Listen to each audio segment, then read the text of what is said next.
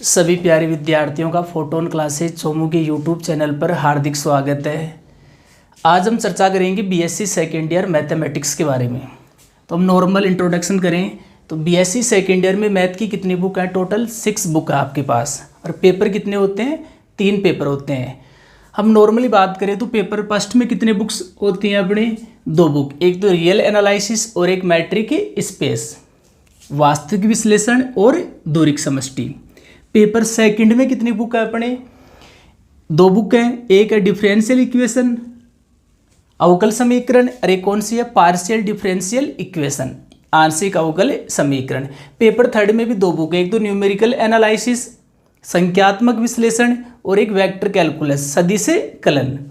अब नॉर्मली बात करें तो हम तीनों पेपर अपने पास, फर्स्ट पेपर भी 40 नंबर का होगा, सेकंड पेपर भी 40 नंबर का होगा और थर्ड पेपर भी 40 नंबर का होगा। तो 120 नंबर की तो क्या होगी आपकी थ्योरी और 30 नंबर का क्या होगा आपके प्रैक्टिकल। टोटल नंबर कितने हो गए? 150, 150।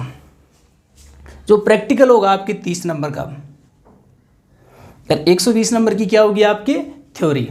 तो आज हम बात कर रहे हैं पेपर सेकंड के बारे में। पेपर सेकंड की कौन सी बुक्स लेके चलेंगे? Differential equation. तो समझिए डिफरेंशियल इक्वेशन के बारे में।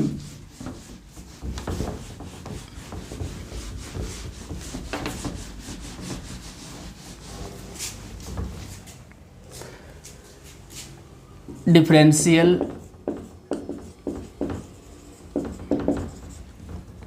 इक्वेशन अवकल समीकरण।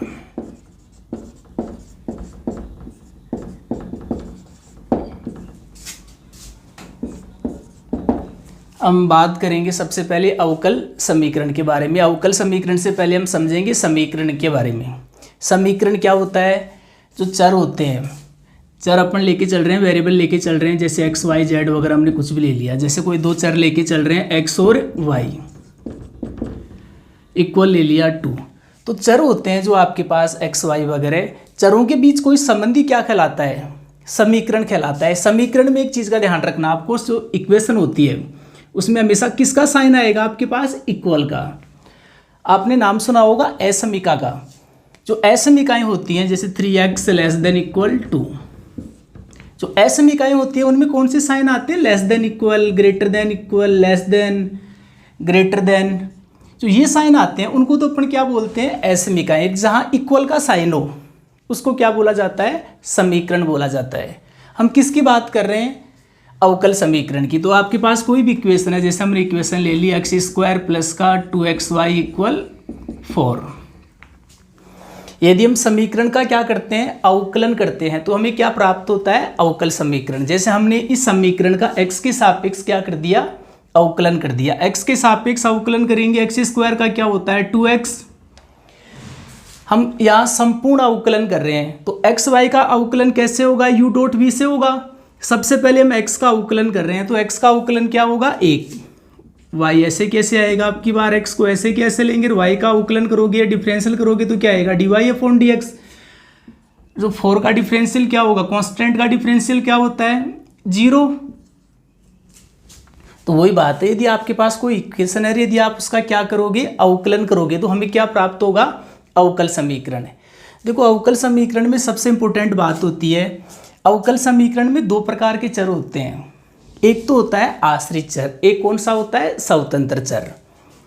तो आपको याद रखना है, जो ऊपर वाला चर है वो कहलाता है डिपेंडेंट वेरिएबल, आश्रित चर। क्योंकि किस पे डिपेंड होता है भाई? एक्स पे डिपेंड होता है। और जो नीचे वाला चर होता है इसको क्या बोला जाता है? Independent variable. इसको बोलते हैं अपन स्वतंत्र चर।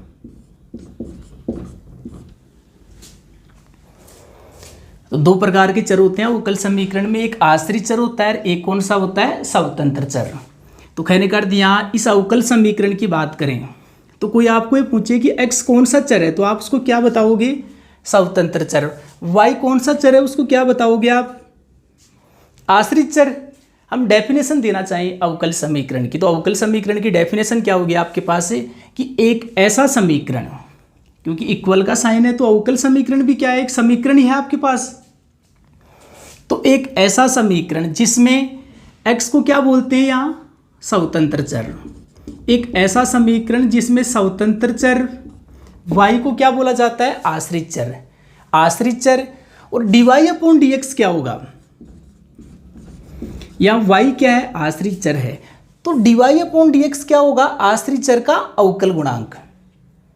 तो एक ऐसा समीकरण जिसमें स्वतंत्र चर, आश्रित चर और आश्रित चर का अवकल गुणांक किसी संबंध के द्वारा क्या हो, संबंधित हो, उसे क्या कहते हैं, अवकल समीकरण कहते हैं।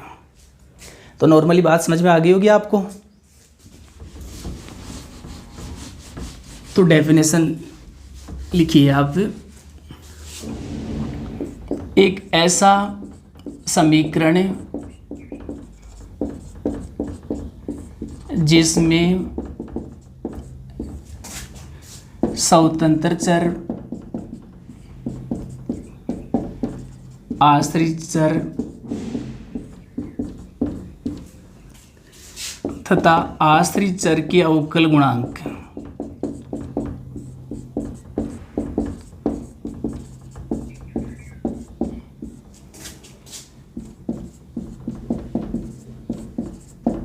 किसी संबंध के द्वारा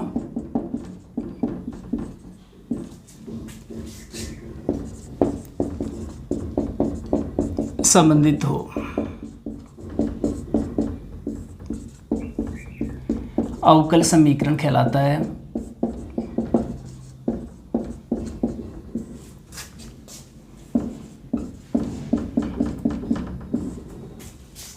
हम नॉर्मली एग्जाम्पल की बात करें, जैसे हमने अवकल समीकरण का एग्जाम्पल ले लिया, d2y/dx² प्लस का 2x dy/dx प्लस का y = 0, d4y/dx⁴ plus 4x dy/dx = 0। ये सब क्या है आपके पास, ये अवकल समीकरण है। या आश्रित चर कौन सा आपके पास है, इस अवकल समीकरण की बात करें तो यहाँ आश्रित चर कौन सा है, याद रखना आपको y। स्वतंत्र चर कौन सा है, या x है।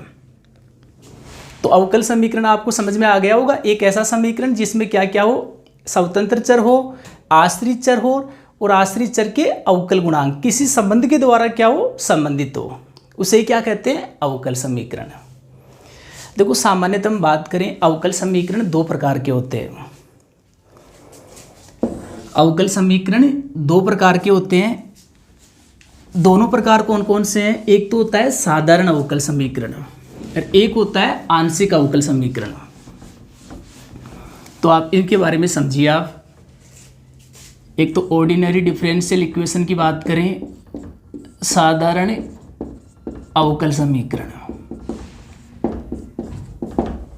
साधारण अवकल समीकरण क्या होता है, ऐसे अवकल समीकरण जिनमें स्वतंत्र चर क्या हो, आपके पास एक ही हो। जैसे हम बात कर रहे हैं d2y/dx² प्लस का 2x dy/dx = 0।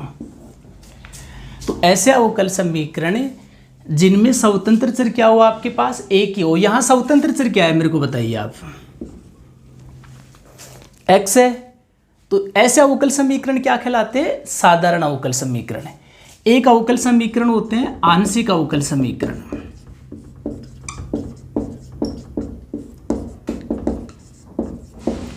आंशिक अवकल समीकरण क्या होते हैं, ऐसे समीकरण जिनमें स्वतंत्र चर एक से क्या हो, अधिक हो आपके पास। जैसे हम बात करें del2z/del x² plus del2z/del y²। यहाँ स्वतंत्र चर कितने आपके पास, दो हैं, x और y। इस प्रकार के अवकल समीकरण क्या कहलाते हैं, आंशिक अवकल समीकरण कहलाते हैं। तो आंशिक अवकल समीकरण के बारे में डिटेल से चर्चा हम कम करेंगे जब दो बुक अपने सेकंड पेपर में, एक तो कौन सी है, अवकल समीकरण, एक कौन सी है, आंशिक अवकल समीकरण। जब हम आंशिक अवकल समीकरण पढ़ेंगे तब इसके बारे में हम चर्चा करेंगे। इस बुक में जो अवकल समीकरण बुक है, इस बुक में हम कौन से अवकल समीकरण का अध्ययन करेंगे, साधारण अवकल समीकरण का। तो समझ में आ गया होगा। साधारण अवकल समीकरण क्या होता है, ऐसे अवकल समीकरण जिनमें स्वतंत्र चरों की संख्या कितनी हो, एक हो। तो अब हम साधारण अवकल समीकरणों की क्या ज्ञात करेंगे, कोटि। सबसे पहले आपको सिखा रहे हैं अवकल समीकरण की कोटि ज्ञात करना।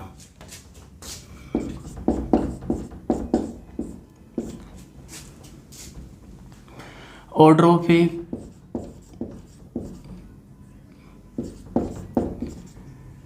Differential equation.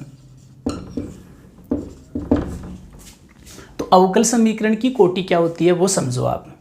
जैसे आपके पास कोई भी अवकल समीकरण दे रखा है, उसका अधिकतम कितनी बार अवकलन हो रहा है, उसी को क्या कहते हैं, अवकल समीकरण की कोटि।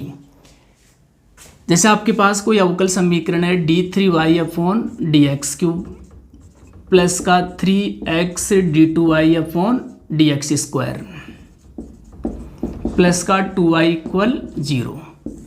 जैसे आपके पास ये अवकल समीकरण है तो इसमें उच्चतम अवकलज है, अधिकतम कितनी बार अवकलन हो रहा है इस अवकल समीकरण में, y का 3 बार हो रहा है अधिकतम। तो इस अवकल समीकरण का ऑर्डर कितना होगा, 3 होगा। तो बात समझ में आ गई होगी। कोई भी अवकल समीकरण है उसमें उच्चतम अवकलज की जो कोटि होती है उसे क्या कहते हैं, अवकल समीकरण की कोटि कहते हैं। तो डेफिनेशन लिखिए आप, अवकल समीकरण में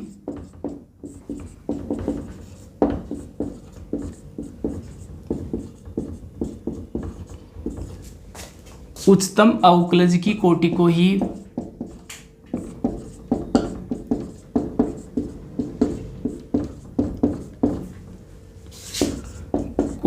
अवकल समीकरण की कोटि कहते हैं।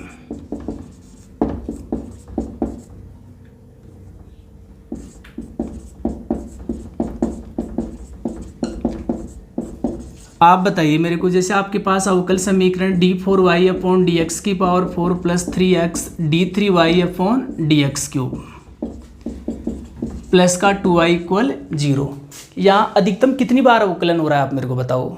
यहाँ y का x के रेस्पेक्ट में अधिकतम 4 टाइम्स डिफरेंशियल हो रहा है, तो इस अवकल समीकरण का ऑर्डर कितना होगा, ऑर्डर कितना होगा आपके पास, 4 होगा। तो नॉर्मल सी बात है, अधिकतम कितनी बार अवकलन हो रहा है, 4 बार हो रहा है यहाँ, तो इस अवकल समीकरण का ऑर्डर कितना होगा आपके पास, 4 होगा। आपको एक बात का ध्यान रखना है, कोटि ज्ञात करेंगे तब जब ऑर्डर फाइंड करेंगे। यदि आपके पास कोई भी अवकल समीकरण है, जैसे हमने अवकल समीकरण ले लिया d2y/dx² प्लस का 2x dy/dx और इक्वल y dx। यदि आपके पास कोई अवकल समीकरण है उसमें किसका पद दे रखा हो, समाकलन का, तो आपको ऑर्डर कैसे फाइंड करना है, पहले क्या करना है, समाकलन को उठाना है अवकलन करके, और बाद में क्या देखना है, उच्चतम अवकलज की कोटि, उसी को क्या बोलेंगे, अवकल समीकरण की कोटि। जैसे आपके पास ये अवकल समीकरण है तो इसकी कोटि 2 मत बोल देना आप, पहले आपको क्या करना पड़ेगा, समाकलन को उठाना पड़ेगा। समाकलन को कैसे उठाएंगे, यहाँ देखना आपके पास क्या दे रखा है, यहाँ क्या दे रखा है, dx। तो पहले आपको क्या करना है, इस अवकल समीकरण का x के सापेक्ष क्या करना है, अवकलन करना है, और इस समाकलन को क्या करना है, जो समाकलन का साइन है इसको क्या करना है, हटाना है। तो इसका विथ डिफरेंशियल